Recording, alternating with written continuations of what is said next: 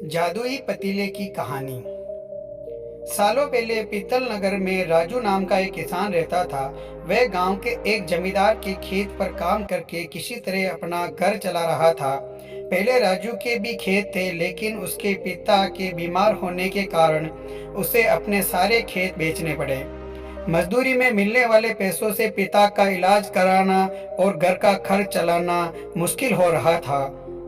वो हर दिन सोचता कि कैसे घर की स्थिति को सही किया जाए। आज भी इसी सोच के साथ राजू सुबह सुबह जमींदार के खेत पर काम करने के लिए निकला। खुदाई करते समय उसकी खुदाल किसी धातु से टकराई और तेज आवाज हुई। राजू के मन में हुआ कि आखिर ऐसा क्या है यहाँ। उसने तुरंत उस हिस्से को खोदा तो वहाँ एक बड़ा सा पतीला निकला। पतीला देखकर राजू दुखी हो गया। राजू के मन में हुआ कि ये जेवरात होते तो मेरे घर की हालत थोड़ी सुधर जाती। फिर राजू ने सोचा कि चलो अब खाना ही खा लेता हूँ। राजू ने खाना खाने के लिए अपने हाथ की कुदाल उस पतीले में फेंक दी और हाथ मुंह धोकर खाना खाने लगा। खाना खत्म करने के बाद राजू अपनी कुदाल उठाने के लिए उस पतीले के पास पहुंचा। वहां पहुंचते ही राजू हैरान हो गया। उस पतीले के अंदर एक नहीं बल्कि बहुत सारे कुदाल थे।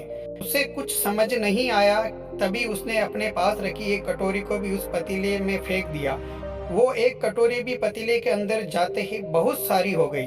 ये सब देखकर राजू खुश हो गया और उस जादुई पतीले को अपने साथ घर लेकर चला आया।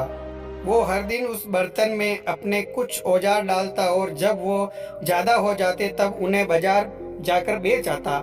ऐसा करते करते राजू के घर की हालत सुधरने लगी। उसने इस तरह से बहुत पैसा कमाया और अपने पिता का इलाज भी करवाया। एक दिन राजू ने कुछ गहने खरीदे और उन्हें भी पतीले में डाल दिया। वो गहने भी बहुत सारे बन गए। इस तरह धीरे धीरे राजू अमीर होने लगा और उसने जमींदार के यहाँ से मजदूरी करना भी छोड़ दिया। राजू को अमीर होते देख जमींदार आकाश को राजू पर शक हुआ और सीधे राजू के घर पहुंचा। वहां जाकर उसे जादुई पतीले के बारे में पता चला। उसने राजू से पूछा, तुमने ये पतीला कब और किसके घर से चुराया? डरी हुई आवाज में राजू बोला, साहब, ये पतीला मुझे खेत में खुदाई के समय मिला था। मैंने किसी के घर से चोरी नहीं किया। खेत में खुदाई की बात सुनते ही जमींदार ने कहा, यह पतीला जब मेरे खेत से मिला तो ये मेरा हुआ। राजू ने जादुई पतीला ना लेकर जाने की बहुत मिन्नतें की, लेकिन जमींदार आकाश ने उसकी एक नहीं सुनी। वो जबरदस्ती अपने साथ वो जादुई पतीला लेकर चला गया। जमींदार ने भी राजू की तरह उसमें सामान डालकर उन्हें बढ़ाना शुरू किया।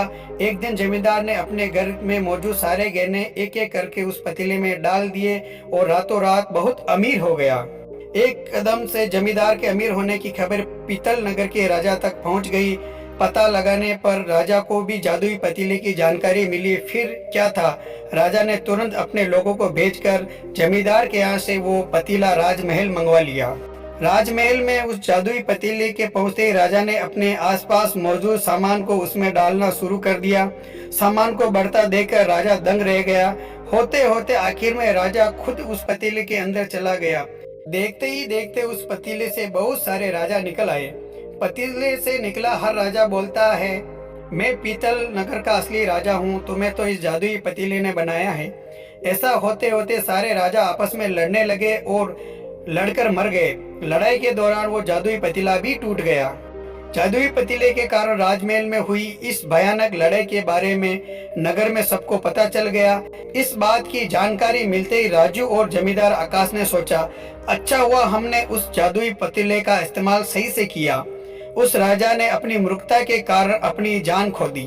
कहानी से सीख। जादुई पतीले की कहानी से सीख मिलती है कि मूर्खता का अंत बुरा ही होता है।